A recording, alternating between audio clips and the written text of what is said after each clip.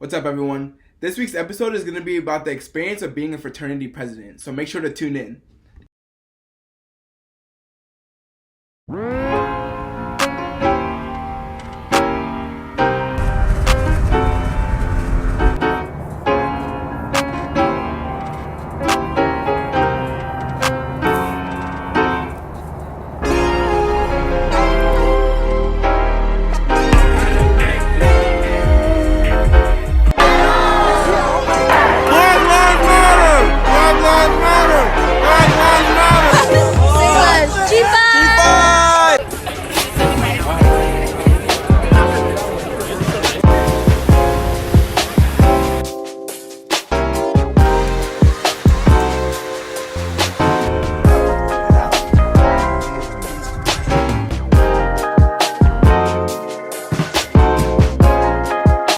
What's up, everyone? Welcome back to Concise Conversation.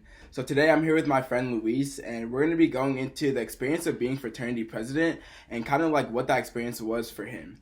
So just starting off, do you remember how you met me or what that experience was like? Yeah, so it's crazy because unfortunately during that week, I was going to Coachella, so I had to leave that Thursday. So during that week we had rush, and that's when your class was coming in. So Right. I wasn't able to really get to know you. Mm-hmm. But the thing is, a lot of people were like, "Oh, dude, Najja, dude," and then they showed me pictures and everything. They're like, "Dude, Najja, we need this guy. We need this guy in the fraternity. Get to meet him. He's a nice dude and everything." And then so I basically trusted them that they'd make a good decision, right? So then it wasn't until after, as soon as I came back from Coachella, I saw the class that got selected. Right. And then you were a part of that class. Yeah. And then, if I'm being honest with you, I don't specifically remember, the moment we met. Right. But I'll definitely say, it was almost natural, you know, we just started talking, we started vibing. Yeah. And I know you started working at the SRC. Then I feel like that's when that definitely solidified our relationship. Yeah, definitely. Sure. That's where we were able to just get time, those 1v1 moments, right, to exactly. just get to know each other. Right, definitely agree. Yeah. So we're just gonna start hop in the video. So just starting off, what made you want to rush a fraternity in the first place? Yeah, so it's funny because I didn't if you would have asked me in my first year would you want to join a fraternity, Right. I would have been like, nah, you know what, that's not me. Right. I had this bad mindset that fraternities were just a social aspect, you know. Mm-hmm.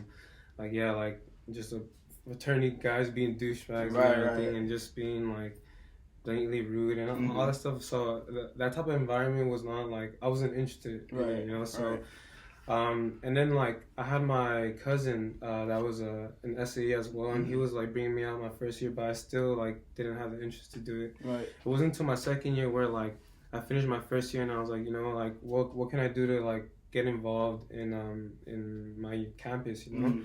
So then I decided to do more research on just fraternities in general, and then that's when I was able to learn that there's more aspects to it, which is some aspects that interested me were community service, philanthropy, and just being able to take on an executive position, you know. Right. So with that thought in mind, I made goals for myself, you know, and since I've already built rapport with a good amount of SAE members, Right. I was like, okay, you know what, if I'm gonna join SAE, I want to be able to be a chair in either community service or philanthropy, right, and hopefully eventually become president, you know. Nice. And well, yeah, you could say that was my reason for why I rushed. Nice, yeah. So kind of my story going into why I rushed a fraternity, kind of similar to you. I never came into college with the mentality that I was going to be a part of Greek life. I honestly didn't even know what Greek life was. But when I came here from Pennsylvania, I just knew I wanted to get involved. So I joined a group called ASPV. They're the group on campus that throws all the concerts. And when I just really had a good experience in there, and that's where I met both of my bigs, Akar and Leia. Shout out.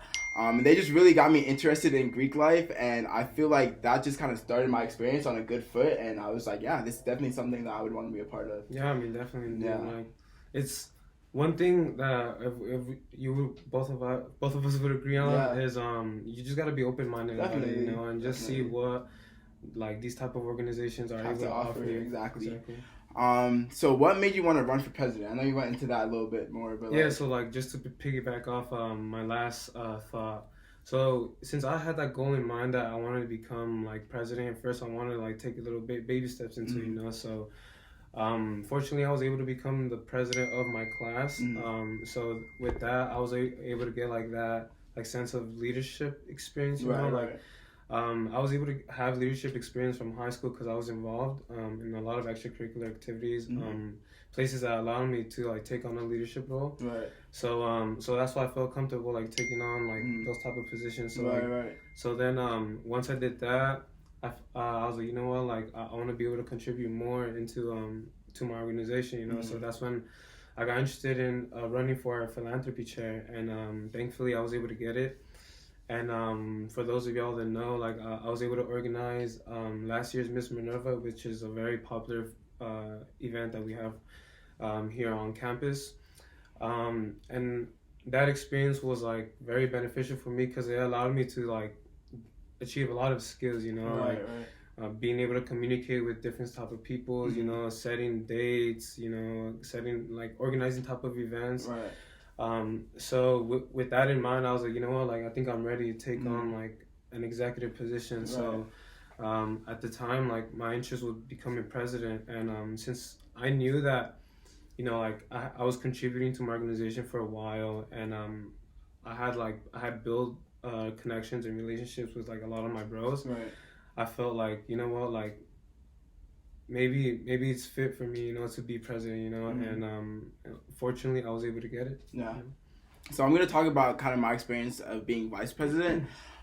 So I just knew that was a position that I feel like I was capable of doing, and kind of seeing you run for president kind of motivated me, because we had a couple conversations just about, if you know that you're capable of something and you have those leadership capabilities, why not? Why limit yourself? Like definitely go out and explore that realm of leadership. So I feel like it was just a very viable position for me, and also like it's a position that you get to give back. And I feel like that was a really big part of me running for vice president. Like I just wanted to make sure that my organization was straight, like heading into the future. So that was kind of like why I ran. Yeah, because I mean, ultimately, like you're trying to build as many experiences as you can. So like once you're grown up and everything, you could say you're gonna have all these tools available to you. That you'll be able to utilize in your future career. You know, and then like you'll just be so comfortable, you know, you won't feel lost just because like you've been exposed to that already. That makes a little sense. So during your time of president, what's like the biggest lesson that you've learned? Biggest lesson, well, if I'm being honest, I feel like the whole experience of being president was the lesson I learned, you know, because I could say that was my first time really being a part of like, you could say a leader for a big organization, you know, like, so I felt like there's a lot of responsibility that I had to hold, you know. So, but I feel like definitely being president allowed me to better understand like different people, you know what I mean, and their understandings of like just life, or just an organization in general, you know. So it's definitely allowed me to expand my knowledge of a lot of things, which has allowed me to adapt to like ways that I manage or control things, you know.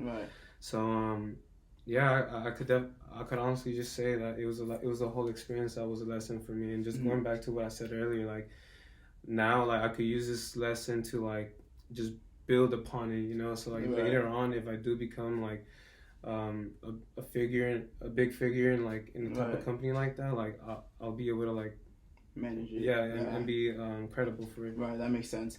I would say like I think the biggest lesson that I've learned from this VP experience is just the importance of organization in general. Because when an organization is organized, it's just so much easier to function and make decisions. I feel like that's a skill that I've learned in my personal life.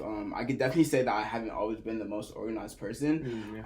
But definitely this year, I feel like I've really tried to hone that, and I think this comes from just being in so many different student organizations.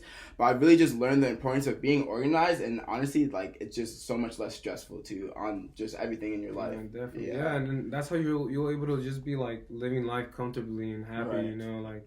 Exactly, bro. So final question, what would you want your legacy to be ending your term as president? I feel like I want to be remembered as an individual that had a lot of perseverance and dedication to what they signed up for, you know.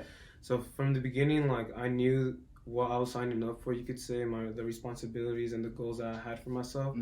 And I knew that no matter, like, not to sound like cliche already, but if the going gets rough, like, just keep on going, you know, like, you and I could definitely agree that there's a lot of obstacles that were presented in our path that, like, you could say maybe had us thinking about, like, our status of being, like, active or not, you know. But ultimately, like, you just gotta be able to, like, remember that, you know what, like, I'm doing this for myself and hopefully being able to benefit others, you know. Right. So I guess my legacy would just be, like, to just keep on going, you know, like, and as you mentioned earlier, like, if you know that if you're capable and you have the skills to fit a certain position, like, then by all means, like, explore, you know, like, explore what you're capable of. 'Cause I mean, at the end of the day, like, knowledge is power. Definitely. I would say I would want my legacy to be known for someone who did it for the right reason. I feel like that's like the biggest part of going into any organization or really anything in your life, making sure that you know yourself and you know why you're doing it, because if you don't know yourself and you don't know like why you're going into this organization or any action in your life, I don't think you're gonna get the best result because you don't know what's going on. Yeah, because no, you're good. So I just think doing it for the right reasons is just a really good mentality to have. Because you know that you're going to get the best benefit out of whatever you're going into. Yeah, I definitely agree with that, because I feel like if you don't have set goals and like that right mindset going into things, like it's going to be so easy for you to be swayed into a bad path, you know, like very toxic or healthy lifestyle that that you otherwise would have been able to prevent. Right, exactly. So I think when you're very solid in your goals and whatever your goal is, it's very hard for you to be persuaded when you know exactly what you want to reach. Exactly, you know. Yeah. Just tunnel vision. Exactly. So that's all we have for you guys today. Thank you for tuning in to Concise Conversation. Thank you, y'all. Have a great rest of your time. Yeah, dudes.